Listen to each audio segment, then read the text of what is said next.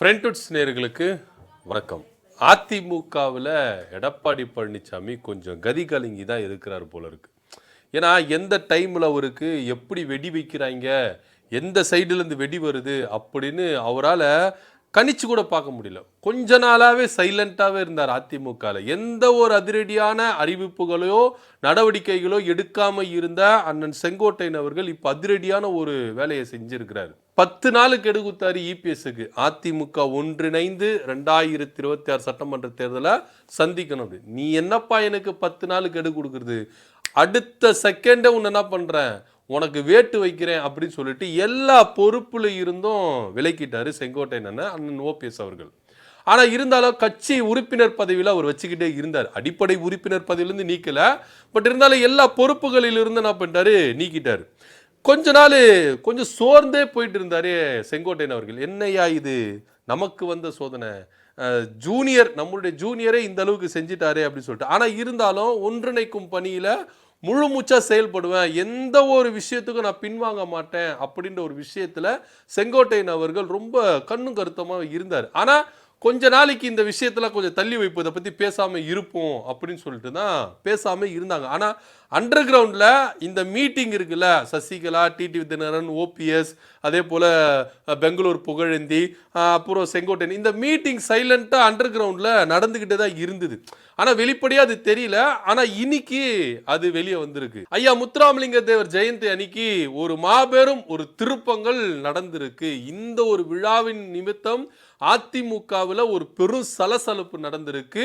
இப்போ இந்த பக்கம், அதாவது டிடிவி தினகரன், ஓபிஎஸ், செங்கோட்டையன், இவங்க 3 பேரும் இணைஞ்சு கூட்டாக ஒரு அறிக்கையை கொடுக்க போறாங்க அப்படின்ற ஒரு தகவலும் இங்க முன்வைக்கப்படுது. ஐயா முத்துராமலிங்க தேவர் ஐயாவுக்கு 118வது ஜெயந்தி விழா. இந்த விழாவில் மரியாதை செலுத்துற விதமா மதுரைக்கு வந்த செங்கோட்டையன் அவர்கள் டைரக்டா என்ன பண்ணிருக்கணும், கோரிப்பாளையத்துக்கு போயிட்டு மரியாதை செலுத்திட்டு பசும்பொனுக்கு போயிருக்கணும். ஆனா இங்க ஒரு ட்விஸ்ட் நடந்திருக்கு. என்ன ட்விஸ்ட்னா, ஒருத்தருக்காக வெயிட் பண்ணியிருந்திருக்காரு. என்னப்பா இந்த மனுஷன் வந்துட்டாரு, மதுரைக்கு வந்துட்டாரு, போக வேண்டியதானே, எதுக்கு இங்கேயே நிக்கிறாரு அப்படின்னு பார்த்தா, நான் இவரு கூட தான் போவேன், தனியெல்லாம் போக மாட்டேன் அப்படின்னு சொல்லிட்டு அடம் பிடிச்சே நின்று இருக்கிறார்.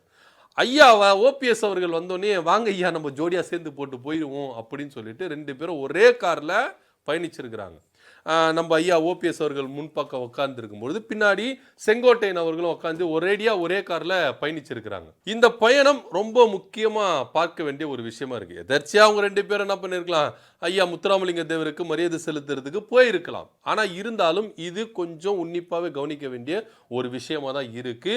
அதிமுகவில் இந்த சம்பவத்தை கேள்விப்பட்டது ஒண்ணுமே எடப்பாடி பழனிசாமி கொஞ்சம் கதி கலங்கி ஆடி போய் இருக்கிறாரு அப்படின்னா. ஏன்னா செங்கோட்டையன் அவர்களை ஆஃப் பண்ணிட்டோம், அவர்கிட்ட இருந்த பொறுப்புகள்லாம் பிடுங்கி அவர் ஒண்ணுமே இல்லாம ஆக்கிட்டோம், அதனால ஆஃப் பண்ணிட்டோம், அவர் போக மாட்டாரு, வேற எந்த வேலையும் செய்ய மாட்டாரு, எந்த ஒரு அடுத்த கட்ட லெவலுக்கும் அவர் முன்னேற மாட்டாரு அப்படின்னு தான் எல்லாருமே நினைச்சுக்கிட்டு இருந்தாங்க. ஆனா இங்க சம்பவமே வேற மாதிரி போயிருச்சு. செங்கோட்டையன் அவர்கள் அதிரடியான ஒரு முடிவு. இதுல இன்னொரு விஷயமா பார்க்கணும். கார்ல போனவங்க போயின மாதிரி போல திறந்த வேன்ல என்ன பண்ணிட்டாங்க, 2 பேரும் எழுந்து கையை அசைச்சு கையாட்டி வணக்கம்லாம் சொல்லி ஒரு பிரச்சாரம் மாதிரி என்ன பண்ணிருக்காங்க, போயிருக்காங்க. ஒரு பெரும் திரள் படையோட என்ன பண்ணிருக்காங்க, மூவ் பண்ணிருக்காங்க. இந்த சம்பவத்தை பார்த்து தான் எடப்பாடி பழனிசாமி கொஞ்சம் கதி கலங்கியிருக்காரு. ஒருவேளை நமக்கு ஆப்போசிட்டா இவங்க இணைஞ்சிருவாங்களோ, இது குறித்து எடப்பாடி பழனிசாமி கிட்டே கேட்கப்பட்டது. உடனே அவர் முகம் மாறி என்ன சொல்றாரு, எனக்கு தெரியாது, நான் வேணா வந்தா அதை குறித்து நான் சொல்றேன் அப்படின்னு சொல்லிட்டு கழுவுற மீனில் நழுவுற மாதிரி தான் என்ன பண்ணியிருக்காரு, நழுவி போயிருக்காரு எடப்பாடி பழனிசாமி. ஆனால் இருந்தாலும் மனசுக்குள்ள திக்கு திக்குன்னு தான் இருந்திருக்கு. ஒருவேளை நம்மளுக்கு ஆப்போசிட்டாக எழும்பிறாங்களோ. இப்போ என்ன ஒரு சம்பவம்னா, டிடிவி தினகரனும் இதில் இணைய போறாரு அப்படின்ற ஒரு தகவல் தான். இவங்க இணையிறது மாத்திரம் இல்லாம சசிகலா அவர்களை போய் சந்திச்சு இந்த இணைப்புகளை ஒன்றிணைத்து எடப்பாடி பழனிசாமிக்கு ஆப்போசிட்டா நிக்கணும் அப்படின்ற ஒரு முடிவுல தான் வந்து நிக்கிறத இங்க நம்ம பார்க்க வேண்டிய ஒரு விஷயமா இருக்கு. என்னதான் எடுத்துக்கங்க, ஐயா ஓபிஎஸ் அவர்களும் செங்கோட்டையன் அவர்களும் இணைந்து பயணம் செய்தது இப்போ அதிமுக பெரும் சலசலப்பு தான் ஏற்படுத்திருக்கு. இது அடுத்த கட்ட லெவலுக்கு போகுது. ஏன்னா அதிமுக ஒன்று இணைக்கணும் அப்படின்ற ஒரு விஷயத்துல ஐயா ஓபிஎஸ் அவர்களும் செங்கோட்டையன் அவர்களும் ஒன்றாகத்தான் இருக்கிறாங்க. அவங்களுடைய எண்ணம் இதுவாக தான் இருக்கு. எதுக்கு நம்ம போயிட்டு அடுத்தவங்க வீட்டு வாசல்ல போய் நின்று கூட்டணிக்காக கெஞ்சி கூத்தாடுறோம், ஒருங்கிணைந்தாலே போதுமே. திமுகவுக்கு நம்ம ஒரு டஃப்பாவே இருப்போம். நிச்சயமா திமுகவும் இதை என்ன பண்றாங்க, நம்புறாங்க.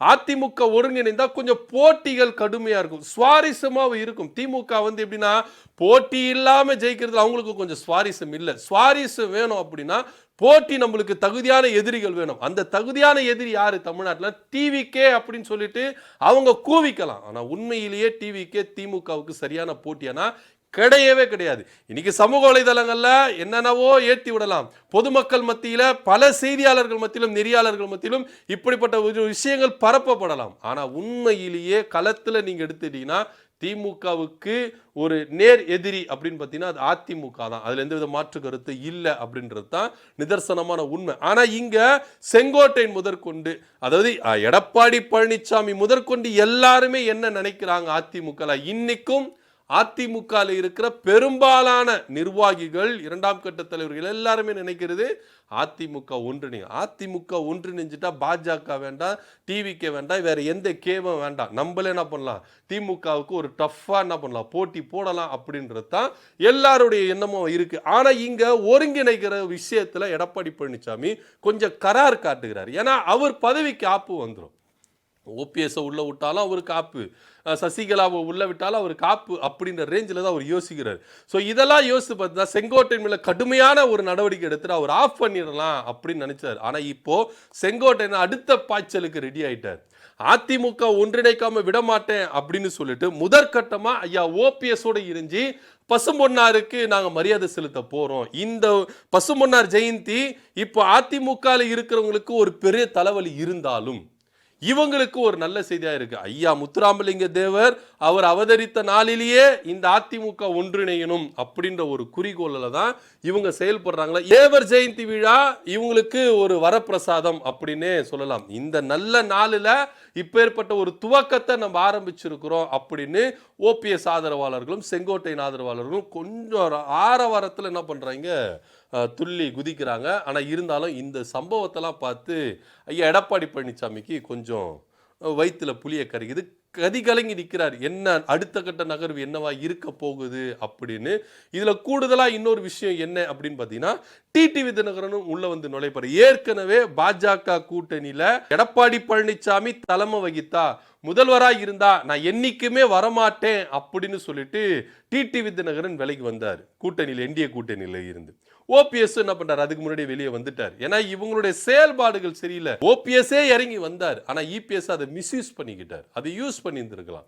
செங்கோட்டையன் கொடுத்த வாய்ப்பை அவர் என்ன பண்ணிருக்கலாம், யூஸ் பண்ணிருக்கலாம். எல்லாத்தையுமே என்ன பண்ணிட்டாரு, தவற விட்டுட்டார். இப்போ குத்துதே கொடையுதேன்னு சொல்லிட்டு அமைதியா என்ன பண்ணணும், எடப்பாடி பழனிசாமி இருக்கணும், வேற வழியே கிடையாது. இவங்க எல்லாரும் ஒருங்கிணைந்துட்டா அதிமுக டோட்டலா வாஷ் அவுட் ஆகிறதுக்கு வாய்ப்பு இருக்கு. இவருக்கான ஒரு ஆதரவாளர்கள் ஒரு சில கூடாரங்கள் இருக்குல்ல, அது மட்டும் தான் அவங்க கிட்ட இருக்கும். ஏன்னா அதிமுகன்ற பேர் உங்க கிட்ட இருக்கலாம், கொடி உங்க கிட்ட இருக்கலாம், கட்சி உங்க கிட்ட இருக்கலாம், தொண்டர்கள் யார் பக்கம் இருப்பாங்க, அதுதான் இங்க ஒரு பெரிய கேள்வியா இருக்குது. இப்போ ஐயா முத்துராமலிங்க தேவரையோட ஜெயந்தி அன்னைக்கு செங்கோட்டையன் அவர்களும் ஐயா ஓபிஎஸ் அவர்களும் ஒருங்கிணைந்து ஒரே கார்ல என்ன பண்ணியிருக்காங்க, பயணிச்சிருக்காங்க. அது மாத்திரம் இல்லாம திறந்த வேனில் அவங்க என்ன பண்ணியிருக்காங்க, பிரச்சாரங்கள் மாதிரியே என்ன பண்ணியிருக்காங்க, ரெண்டு பேரும் ஒரேடியா தோன்றி என்ன பண்ணியிருக்காங்க, தொண்டர்களுக்கு ஒரு மகிழ்ச்சியை கொடுத்திருக்கிறாங்க. இந்த ஒரு விஷயம் அதிமுக பெரும் பரபரப்பை ஏற்படுத்தியிருக்கு. எடப்பாடி பழனிசாமிக்கு கொஞ்சம் கதி கலங்கி இருக்கிறாரு அப்படின்னு தான் பார்க்க வேண்டிய ஒரு விஷயமா இருக்கு. என்ன நடக்குது அப்படின்ற பொறுத்து இருந்து பார்க்கலாம். ஐயா ஓபிஎஸ் அவர்களும் செங்கோட்டையனும் ஒரே காரில் பயணிச்சிருக்காங்க. இந்த ஒரு விஷயம் அதிமுக பெரும் பரபரப்பையும் சலசலப்பை ஏற்படுத்தியிருந்தாலும் எடப்பாடி பழனிசாமி கொஞ்சம் கதி கலங்கி தான் இருக்கிறாரு அப்படின்ற ஒரு தகவலும் முன்வைக்கப்படுது. இதை குறித்து உங்களோட கருத்து அப்படி கமெண்ட் பண்ணுங்க. நன்றி, வணக்கம்.